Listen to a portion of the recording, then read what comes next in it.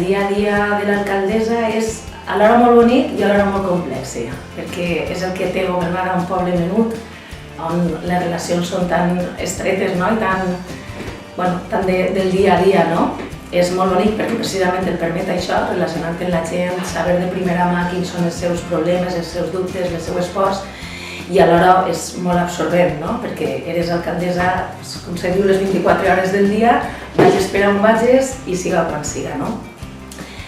A mi sí que m'agradaria una miqueta la dificultat afegida que té el ser dona, el ser la primera dona alcaldessa de Montesa, jove, per al que moltes persones pensen que és el poder, no?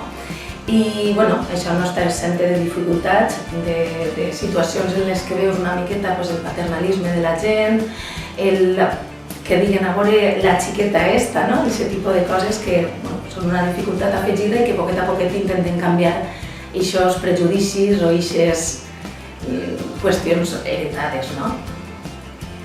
Com estàvem parlant, nosaltres estem ara any i mig, entrarem a l'alcaldia el 9 de juny del 17.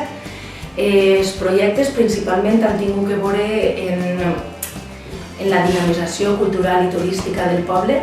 Hem volgut posar a Montesa el lloc que li correspon. Hem treballat molt per les persones, per les associacions, hem establert diferents convenis de col·laboració. Principalment ens hem centrat en la gent. Hem creat també el taller de convivència i respir, que resulta ser un espai que les persones que l'utilitzen, que fan ús d'ell, estan molt contentes perquè és com que els hem obert un lloc on poder relacionar-se, on poder fer coses, on poder tindre una ocupació pels matins, i crec que això és principalment el nostre projecte, si la gent. Perquè a banda estan tots els projectes a nivell d'infraestructures, però això són més costosos, diguem que costen més de dur endavant. Crec que Compromís, al seu pas per l'alcaldia, li ha obert els ulls a la gent de la importància que tenen les persones a l'hora que un poble siga un poble i no siga una altra cosa, no?